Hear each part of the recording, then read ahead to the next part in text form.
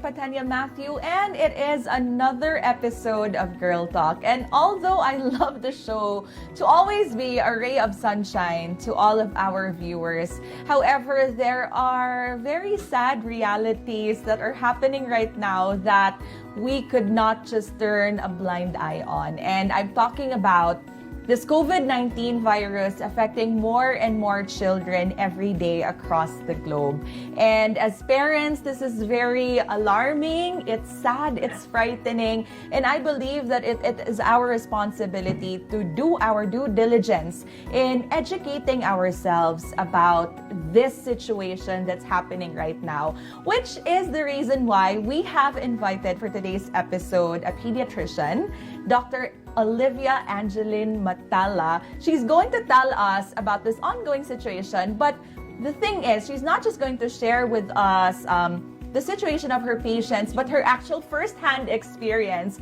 on how she and her family has battled this fight against COVID-19 virus, including her 1-year-old child. Hi, Doc. Welcome to the show, and thank you so much for doing this for us, for sharing your story. Good morning. This is a great opportunity because I want to spread awareness for everyone, especially now that we have different beliefs. So, yeah. Thank you for giving me this opportunity.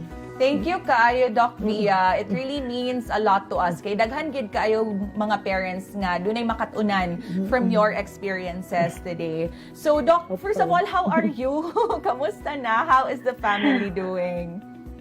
Very fine, recovering well, and we are already back to work na. So, nag-regular programming nami. So, the thing is, kay Moligito, because of COVID, my father-in-law died, but we also gained a new, we have also gained a baby. So, my sister-in-law has given birth, and despite the sadness, nag-give siya happiness at the same time. Bitaw. Factor yung balance ba?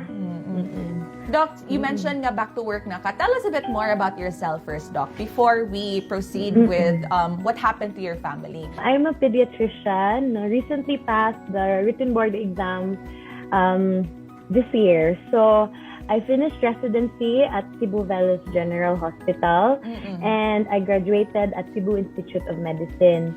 I am currently working at St. Anthony's Mother and Child Hospital in Mambaling, and I am a medical officer 3 there, and I go on 24 hours duty. Wow! So I am also a hands-on mother despite the 24 hours duty, and the mother thing is I considered it as a profession, John. So it's work, but fulfilling.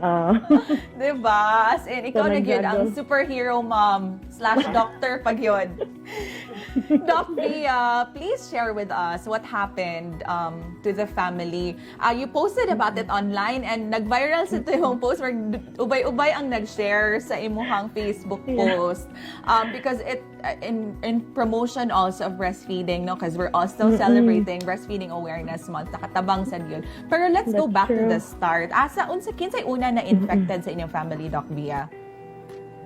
Actually, medyo long story manggod siya because I live in 2 houses. So, every time I work on 24 hours duty, akong idala akong 1-year-old child sa grandparents' house because I want nga grandparents ang mobantay. Kasi 24 hours ba ako wala. So,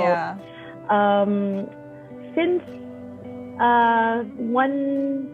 last week sa July, I sent my daughter, that was on a Monday, to my grandparents' house. But I don't go inside. Ako siya ibilin outside because 8 a.m. ako schedule. So from Mandaue, I go to Pardo. Okay. So after that, the next day, after my 24 hours duty, dito na ko nisod sa house. So the first one who had symptoms was my father-in-law. So, because duha ka book ang amo ang house, we daghan kay variety actually. Na frontliner, na senior citizen, na aray nurse, na asay pregnant woman, ang uban pag yun unvaccinated, ang uban vaccinated. So, ang first nagsymptom was my father-in-law. Was So, he vaccinated, Doc? no, because he was very immunocompromised. So we had to rule out cancer before giving the vaccine. So mutong na medyo na delay. Yeah. And so actually my mother-in-law would usually go out to buy food, and my father-in-law driver gid na siya. So we really didn't know kung asa gid gikan gid ang infection. But what were the symptoms that your father-in-law first experienced, Doc? Unsay mga first symptoms niya lang yun. Nibo to ang flu season. So I thought it was just flu. the regular flu. The usual lang, katultutunlan and luya. So naminaw pa mi sa iyang lungs and everything. So mao to ni ana ko nga supportive meds were given. But we decided to have him checked. Actually sa hospital, amo siyang gi-work up for CBC and chest X-ray, and it showed viral yun. So the X-ray was hyper-irritated and the CBC was viral in origin. So we thought it was viral, but we had him swab with his son, my brother-in-law balinato. Yeah. So after that, that was Wednesday, and then on a Thursday, ang first symptoms was my daughter. So high-grade fever gid siya, but she was very well from Monday, Tuesday, Wednesday. Yeah. So it was really fast. High-grade fever, mga 38, 39 na, Doc? 38, 39 yun. Naagid din ha. But kanang na-shock ko because she was really well. So kanang high-grade nga, persistent, nga dili yun man na og paracetamol. So it was really high, and unfortunately, I had to work. Yeah. So, but ani man gid among situation, if ever na symptoms gyud usually unta gid ta nimo adto sa the in-laws house. But kato lang nga time, I think kay tungod immunocompromised gud akong father-in-law, so murag I think gidala-dala. So anyway, on Thursday nag-work nako. Pag-work nako, nagsigi kuno ni mention rang ako ang brother who was unvaccinated, and my sister-in-law was pregnant and unvaccinated. Yeah. Sila nag-take care. So me, I had to work, and ni-mention lang sila nga nagsuka, very kind of severe ang vomiting. Sa imong daughter, Doc? How old is your daughter daughter, Doc? How many months? 1 year old, 14 months exactly. 14 months. Okay. So the symptoms were high-grade fever and then nagsuka. Yes, and kuan sad, poor appetite. So kanang, but me, I was well. But the next day, I naka-feel na dayon kog body malaise, with luya gyud kaayo ko with chills. But you were vaccinated, Doc? Yes. Katong pag-arrive gid sa Sinovac nga, they're bumontay first vaccine. So, I really had to get it because, I have a family and senior sad ang ako ang in-law. So, there, nag-symptoms na ko. So, it's our protocol in our hospital. If with symptoms, you have to be swabbed. So, nag-swab ko sa St. Anthony's. No, it's still free because kanang sa Soto raman siya, no, nga sister hospital, pag Saturday. So I had symptoms on Friday, exposing my workmates, and Saturday nag-swab. Sa afternoon adto, nigawas na ang results sa akong father-in-law and my brother-in-law, nga positive na sila. So I knew that we are infected. Okay. Because my daughter is very close with my father-in-law. So, and I know my daughter also is very close to me. So, nagsunod gid mi og symptoms. But so did your daughter get swabbed also, Doc? Na-swab said ang baby? Actually, no. But after I knew nga I was swabbed, I already knew like about 99% nga I'm also COVID positive. So I'm sure that my daughter is also COVID positive. So, So there, diha na nag-start ang amuang dreadful week because my father-in-law deteriorated. So it was kanang daghan man kaayo o kanang grabe naman kay congested ang hospital. So at least at that time nakasud pa gid siya sa Soto. But after 5 days dito ni deteriorate, intubated, and then nakuan gid paspas gid kaayo ang COVID yun nga pneumonia. Oh, I'm So, so gikan sa sorry. puti nga x-ray initial sa katong hospital, dito sa Soto, puti na gid siya. So, meaning, grabe na kayang pneumonia and he died yun. Mm. So, and on that same day pag yun, my sister-in-law and my brother nakapaswab sad, but on Yeah. that day, that was the next week, my sister-in-law also experienced kanang Symptoms? dyspnea. Naglisod gid siya ginhawa. But But your pregnant the sister-in-law. pregnant, yes, my Okay. pregnant sister-in-law. And, pero feeling niya, kaya niya. Pero musturya na siya, okay, man, ko. So, Maghangos na siya. maghangos na siya, but she feels okay. So, that's why you have to have a post-op on hand. So, pag Yeah. post-op gid na mo, true enough, nag-92, 91. This is the oximeter, Doc? Mo Yeah, na siya pasabot, no? post-oximeter. Yeah, okay. Okay. So, you have to have it at home, especially working people nga who has to go out. Kasi Yeah, grabe ang infection sa community. Compared, para na ako sa hospital nga full PPE me. yeah. Pero sa community, manggod, wala manggoy mask. Sometimes, inaog, may face Piyansa shield. So, kaayo grabe lagi. kayong infection. Doc, kaning oximeter, Doc, just for the information of our viewers, sa katong mga nakapalit na, unsa man ang level nga mas mahibaw-an nimo nga safe pa ang imuhang oxygen level sa imong dugo? And when is it alarming? More than 95. More than So, 95. Yes, but if it's 95 below, especially well, no? Yeah. Kanang why history of disease, lungs or anything. So, kanang it warrants check-up yun. No? Okay. So, after that, we had to ask someone to give us oxygen. Because I know ang ambulance dugay. Yeah. So, and it was very hard to find a room for my sister-in-law because kanang it's very congested, nagyud, where people are lining up in the hospitals. So, but luckily, walagi kay na, daghan kog mga kaila, Yeah. thankfully, nakatawag ako dayon sa kanang 𝑐H𝗵𝗄𝗏 and they informed me nga na high-risk OB. So, naswertean ko adto nga available to nga time and na-admit gid ako sister-in-law. Pila na She siya was ka-weeks given ato nga time, Doc? 35 weeks. So, ang normal is 37. So, Yeah. we had to it kay preterm is, this would be ang preterm. So, we have to hold it. Naabot siya gid siya 37. So, Okay. gi-remdesivir siya, oxygen. Her lowest oxygen was 88%. Really? So, And she had was to be pregnant? given, so grabe na kay kong ampo. So, she was given 6 liters per minute na oxygen. So, it was very, very low. And I know ang baby na stressed good. Yeah. But thankfully, okay ra ang heartbeat ni baby. How's the The whole baby now, duration. Doc? Katong nanganak na imong sister-in-law, how's the baby? Did the baby have to be tested also? Yes, she had to be tested. And thankfully, negative result in swab test. Oh, yay, thank God. But actually, na-stress gito siya because of the low oxygen. So, kanang nakalibang gid siya inside the tummy. But thankfully, nakahilak ra pud siya and she's well. So, that's why it's very important if any sign lang yun, even though feeling nimo nga murag makaya ra, but you have to check it. Kay malate, diha man gud malate. If malate na, there are many COVID mothers nga, especially sa mga hospital, nga mag-preterm delivery because of COVID.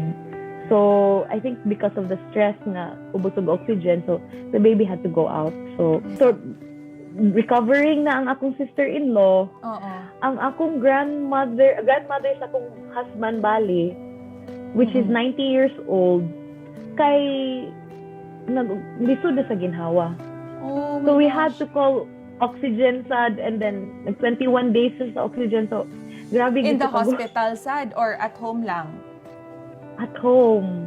Because Okay. di man siya ganahan mo to hospital. So, nag-dehydrate pa gid siya. So, we had to give IV and everything. Because through video calls. So, diha gid ang lisod kay we're Yeah. doctors but we can't go inside. Mo We're lagi. anak bitaw. How about you, Doc? How did you manage unsay treatment nimo og sa imuhang 1-year-old? For my 1-year-old, actually, I supportive ra gid tanan, no? But but everything, bisang pedi ako, I had to consult with my pediatrician. So, para gid safe. So, akong gi-consult niya, and then she told me to, I will give her azithromycin. So, it was just azithromycin and vitamins with zinc. Okay. Yeah, Doc, in your post, you also emphasized nga dahug nakatabang ang imuhang continue nga pag-breastfeed sa imong 1-year-old. Yes.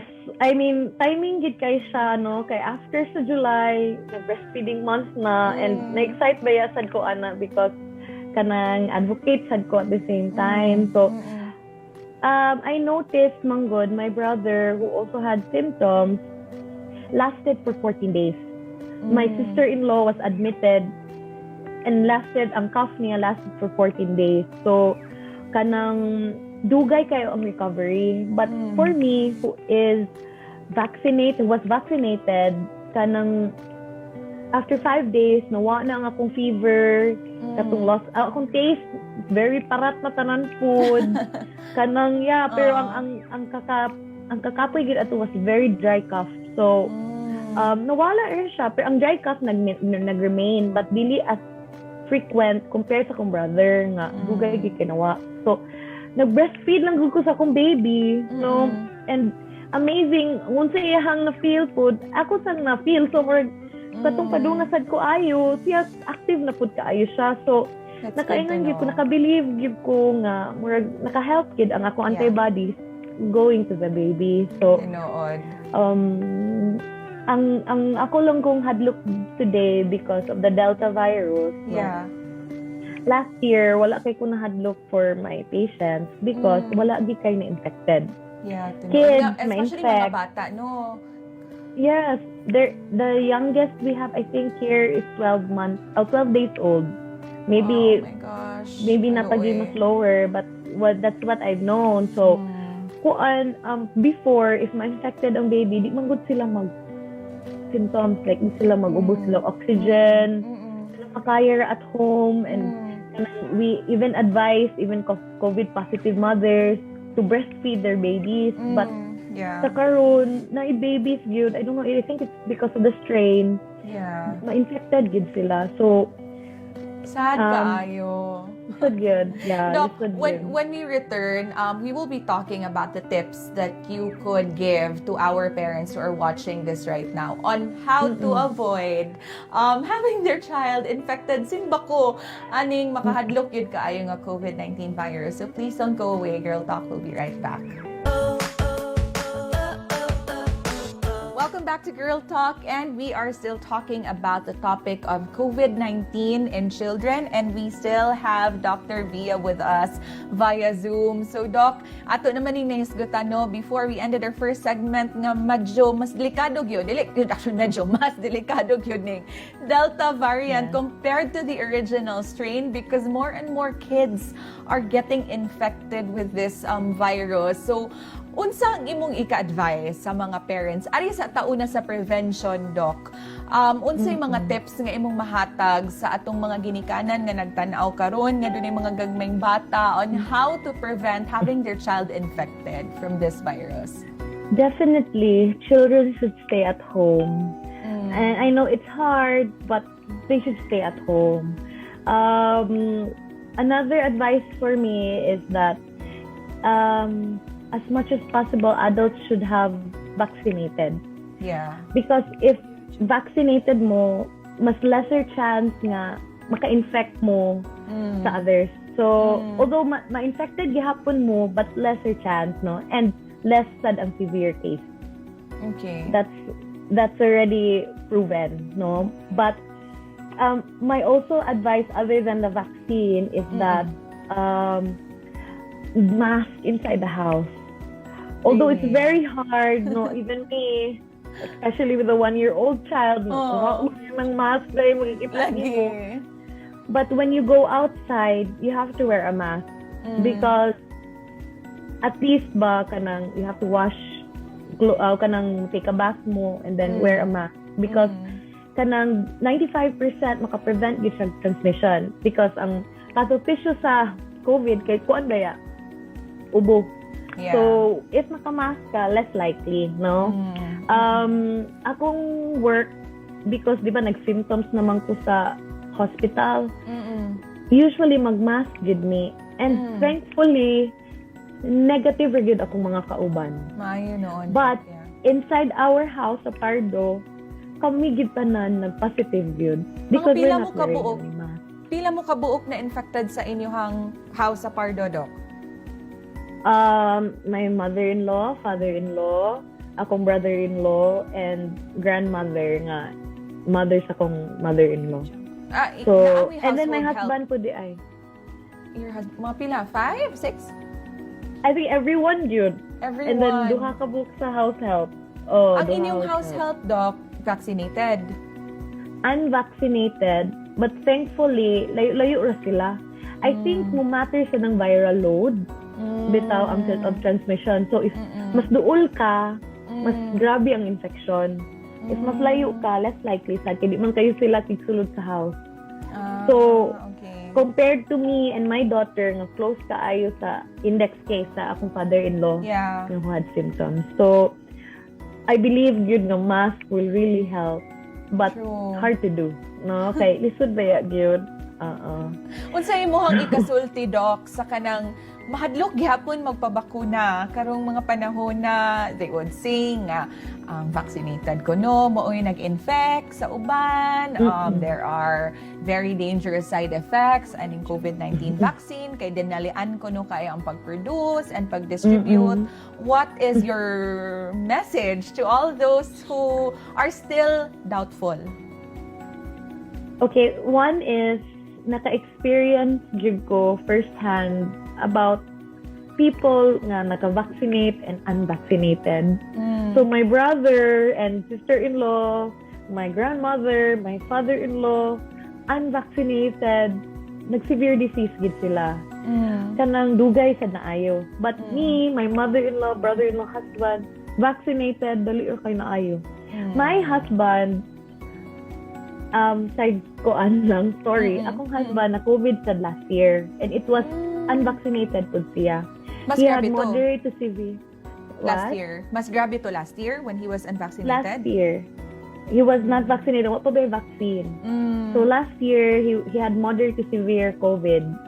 So, severe sa kito nga, nasa siya sa Soto na admit that he's a resident there. So, kuan gito, very hard for me, no? Yeah. But after kuan, naka-vaccinate na siya, after vaccination, this second time around, wala gid siya symptoms.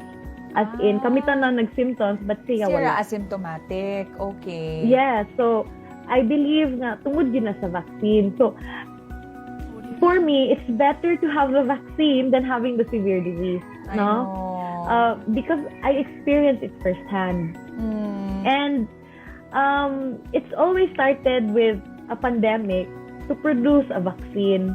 So way before me as a pediatrician, I give vaccines, no?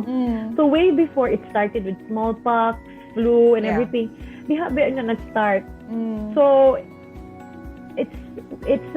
I know it's a safe, no? Hadlok siya, but I believe it's safe. Yeah. So kung napagani booster, magpa-booster pa gani. Lagi.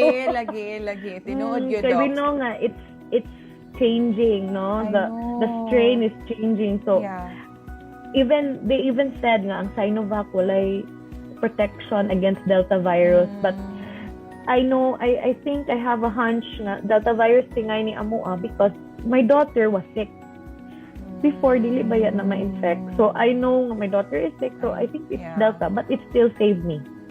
No? Tinuod yun. As in, at least, no? And sa katong mga nagtanaw nga, you're still doubtful, again, please remember that the benefits outweigh the risks. So if you get the chance to be vaccinated, please do get your vaccines na gyud in town. Pero mahuman na ni. Doc, how about for the kids? Since our kids, kay wa pa man tay COVID-19 vaccine, no, for the children, unsay mo ika-advise sa mga parents with regards to getting all the other kinds of vaccines? For example, their flu vaccine, di ba, yearly man na, katong mga katong pneumococcal nga, we have the boosters man, di ba, Doc? So, unsay, can you please educate us on this? Yeah. In our society, no, the Philippine Pediatric, we usually give, or WHO and CDC, it is recommended for children to have flu vaccine and pneumococcal. So flu vaccine is yearly, and you can start as early as 6 months, no, for 2 doses. And then for the pneumococcal, no, we have that also in the health center. We have to give mohatag mo 3 doses. And then after mag-booster pag 2 times at Pero 1 year old booster, and 4 to 6. Ang booster available ba ni sa health center, Doc? Or dinhin na ni sa itong Wala. Wala gyud. So para makasave, no, I think it would be best, no. I know nga everyone is having a hard time, no, financially. So ang among suggestion is you can go to a private physician and then private pediatrician, and then ask lang, hangyo lang nga, you can have the other vaccines in the local health center kay free, and then other vaccines needed is dito na lang sa private. Kaya di man maka-provide ato ang government as of now. So at least mag-guided ta sa unsay wala available sa local health center. Kay mo man good na thinking good nga enough na ang local health center, but actually there are so many vaccines that can help the child. Tinuod yun, Doc. Kaya ang uban mong good kung maghunahuna sila nga if ma-complete na ang bakuna sa bata sa center, okay na. But daghan gyapon mga bakuna nga wala sa health center, for example, the rotavirus, katong mga booster shots, nga dihara na to makita sa ato ang mga private pediatricians. How about with regards to vitamins, Doc? Unsa may angay ipainom nga vitamins sa atong mga bata karon para dili ta matakdan sa COVID? Vitamins, we give multivitamins plus zinc. No, there is a short study, pag yun kuan gid full blown nga study, no, nga dako ang population, but there's a study that multivitamins plus zinc can help. So so I think that's the best vitamins for me. But you can add like folic acid or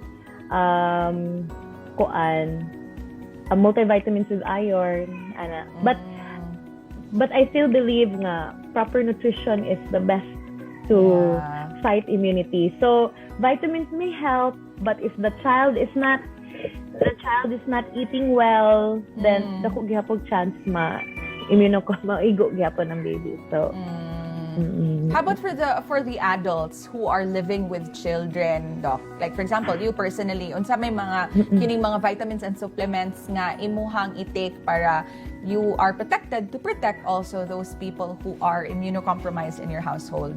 While I was sick, no, I nag-consult gyud ko internal medicine nga physician. So everything you do, you should ask a doctor prior hand. But for me, ako kay inom gyud kog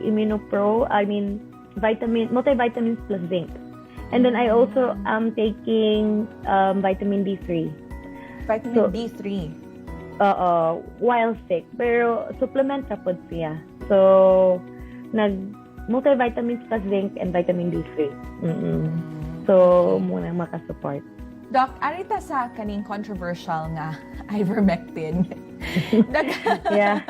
Daghan mo gud og mga mugamit sad sa ilang mga social media pages to promote this drug, kaning ivermectin, to prevent or to cure COVID-19. So, as a doctor, what is your take on this? Ivermectin is a parasitic drug, no? They say nga na siya anti-inflammatory properties, but there sa pagkakaroon yun, honestly, wala pa big studies regarding sa ivermectin nga recommended, no?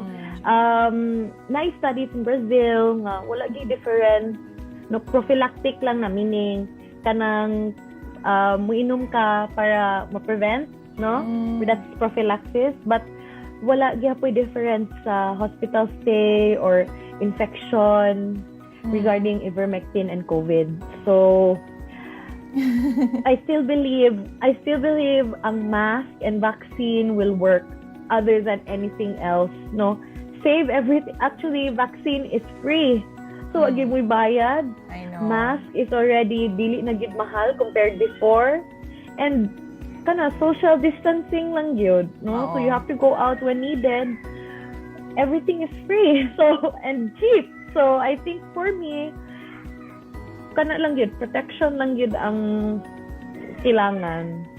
And siguro, Doc, no, sa katong mga mo refuse yun, di jud magpabakuna, kung mahimo stay at home na lang yun sila.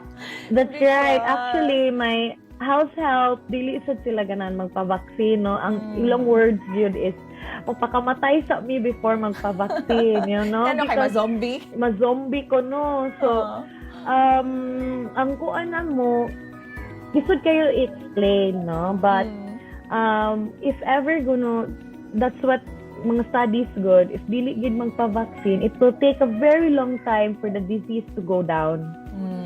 Okay, pas-pas man kayo ang spread, pas-pas kayong infection. Yeah.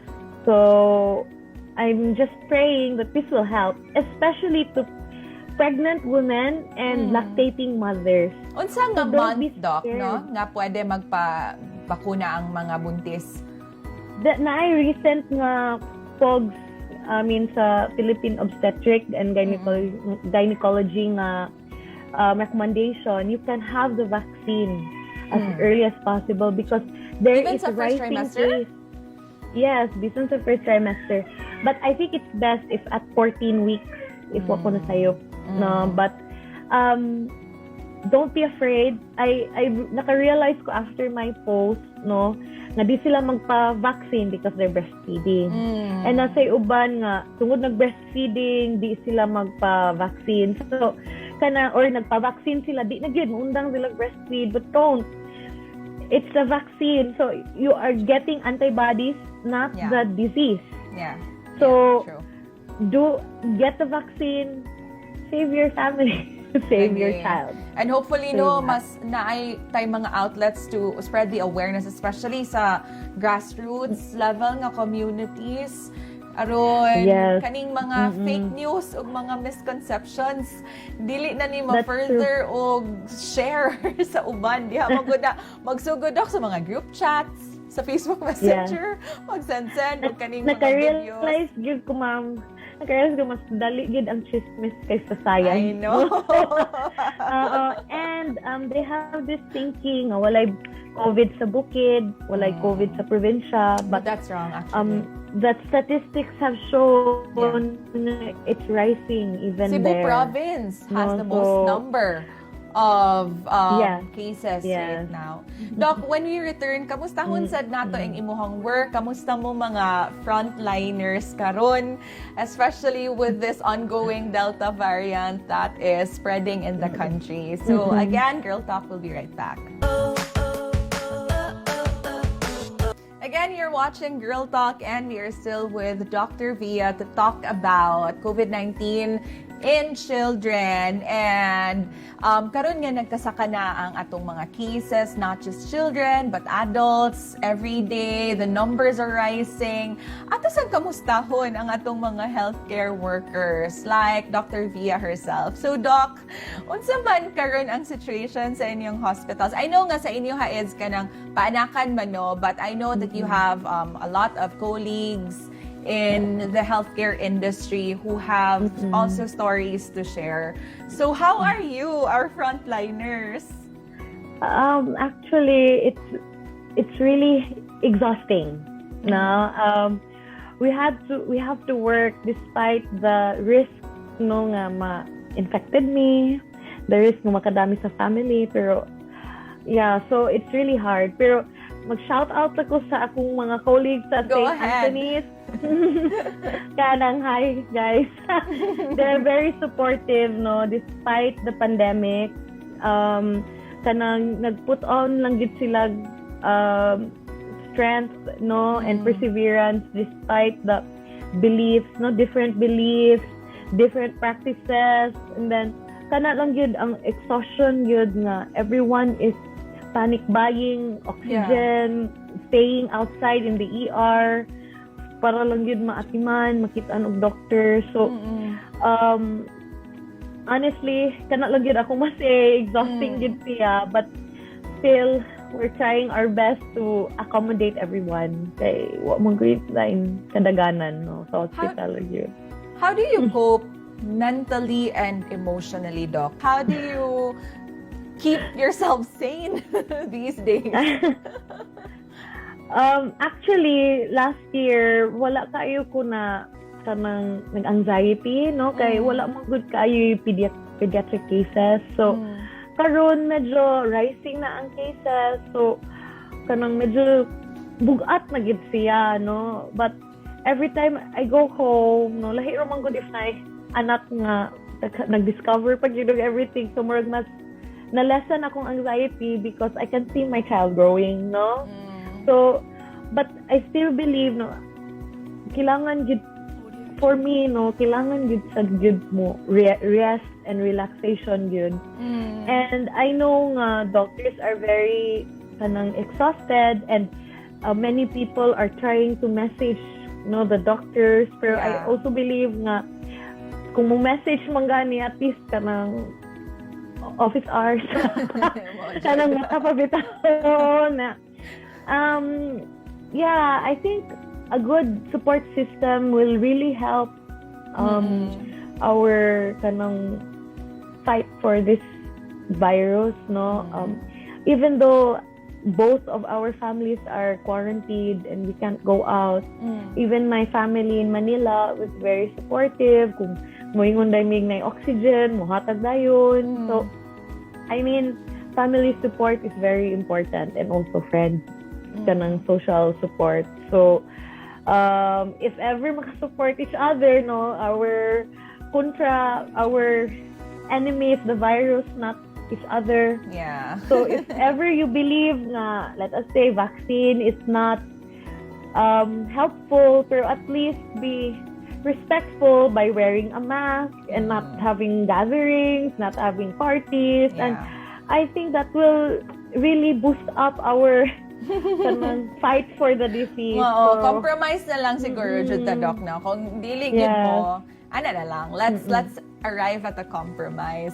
Sa inyo habang hospital karon, Doc, mudawat ba mog mga mothers nga COVID-19 positive para mga anak diha sa St. Anthony's? Unsa may protocol sa inyo, ha, Doc? Kung COVID positive? Before that, Doc, tanan bang mothers nga due for labor kinahanglan i-swab? Yes. All mothers should have swab. Kay kanang depende man gud na asa sila ibutang sa labor room. Kay we have to watch, I mean, my colleagues will have to watch the kanang pregnant woman nga naglabor. So dugay ang exposure ba. So if ever positive siya dito sa isolation area, and then if negative dito siya kanang sa area nga dili needed og high PPE. Okay. So ang guardian, ang mubantay sa mother after delivery, kinahanglan sa i-swab? Yes. Kailangan gid i-swab. And then, once gani, they're inside the room, sa ward pag yun, no? Once inside the ward, they should stay there and then dili gid sila kagawas. Okay, for protection sa staff, no? So, mo accept mo, Doc. But have you noticed an increase in the number of pregnant women who have been infected with the virus this year compared to last year? Compared to last year, mura siya mo peak, no? Especially this month. So, June, July, August, mura siya ni uban bitaw sa flu season. So, but sa karon lang gid nga buwan, this year, mas taas ang cases gyud. No, and basta na overwhelmed gid ang hospital. Naka-feel gid ko na overwhelmed ang hospital because people are panic buying oxygen na compared last year nga wala. So unsay protocol sa inyo, ha, Doc? Kung COVID-19 positive ang mother, unsay protocol sa pagpanganak sa St. Anthony? Kuan lang gyud, mag-mask lang while manganak gyud and face shield. And then after anak, really? Mag-mask and face shield, really? Okay. Pero dili gid all the time, no, na uban man uncomfortable yun, no, but mask, no. So bisan kami when we go outside, full PPE gid me. Then after giving birth, no, among i-room in ang baby with the mother, And then they will go to their ward nga room. So naasay area sad mi nga pending swab kay daghan magmanganak no. Inay uban nga di gud ka pa swab on time. So nasad mi area for suspected. We suspect man gyud na tanan mothers, so suspected mothers with their babies. So once positive gani ang mother, then we have to swab the baby and then transfer them. After na okay na, then well-round baby, the mother can take care of the baby kay wala symptoms. They have to be transferred to a quarantine facility in Cebu. Oh, so, okay. Diretso day sila sa quarantine facility. Yes. And then 14 days. Pero ang swabbing, Doc, diha sad sa inyong hospital or murag they can do it from a third party ba nga kanang facility? I-present lang nila ilang negative nga RT-PCR? Pwede ra other facility, but most of the pregnant women there, no, kay kuan man sa kilid ba siya nga hospital, mostly diha ra gid sa St. Anthony's, and it's free. No, it's for 2 to 3 days ang running time gihapon. Okay. Doc, kung maka-experience ka og symptoms karon nga ni-peak ang Delta compared to sa una mong good, kaya di ba, if feel kag symptoms, usually before mo isolate lang ta. Karon, would it be much more advisable to get swabbed right away para you know what you're dealing with? Especially like sa mga bata.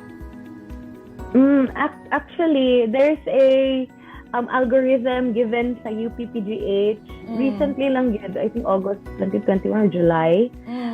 There is a list, kung example, you are high risk, there is a high risk exposure or dili high risk exposure, and then if yes, murag kanang if high risk exposure, you do quarantine, and then if with symptoms, you swab. Na siya. Pero for me, if naagi kay symptoms, no, and with exposure, directly you swab. But if you are exposed and without symptoms, kay 5 to 7 days, wait for 5 to 7 days, isolate yourself for 5 to 7 days, and then do your swab. I think it's better nga ma-swab ka first before entertaining other diseases, no? Pero ayaw kalimot sa other diseases po because there's so many diseases nga nalimtan na except for COVID. So, pero sa pagkakaroon, kay grabe man kay karampan ang cough sa children, no? Daan pa na way before. Suggest gid hapon mig swab. Kay para mas tutok gid kaayo mi sa bata. Mao lagi kay di ba at mga bata mong Doc, sometimes like for example na magnipon, they experience the same kinds of symptoms as the symptoms that children right now are experiencing with COVID-19. So, maglibog na ka what you're dealing with. Could this be not? So, mas maayo na lang yun if ipaswab dayon. Yes, kay mo deteriorate, manggid na ko chance mo deteriorate is COVID. Samot na wapay vaccines ang children. So, if mangani COVID, at least close watch gid ta, no? If dili COVID, then at least magaan-gaan na nga to ang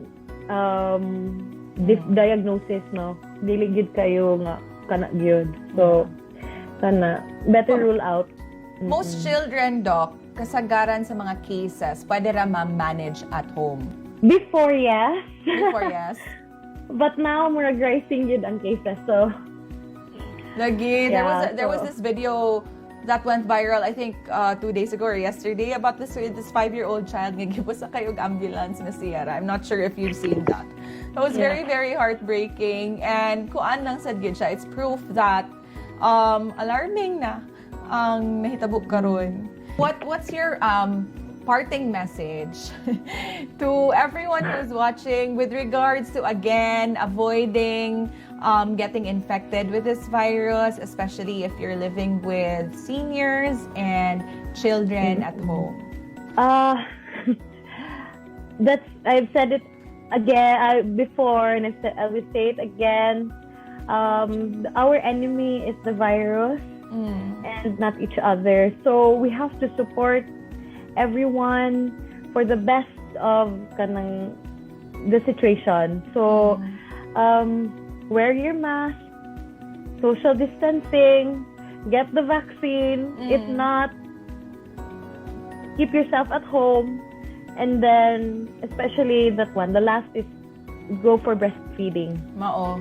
Doc, Via, thank you so much for sharing with us your story. I know lisod kay sad siya story, kanang heartbreaking, but as what you've mentioned, at least you also have another angel. Congratulations to your sister-in-law and our deepest sympathies, Doc Via, to what happened to your father-in-law. Daghan kayong salamat, Doc Via, for sharing with us your time, your knowledge, and your expertise here on Girl Talk. Hopefully, daghag maminaw ug makaton sa imuhang nga mga gipang share. So again, to all those who are watching this right now, please do not take your symptoms lightly.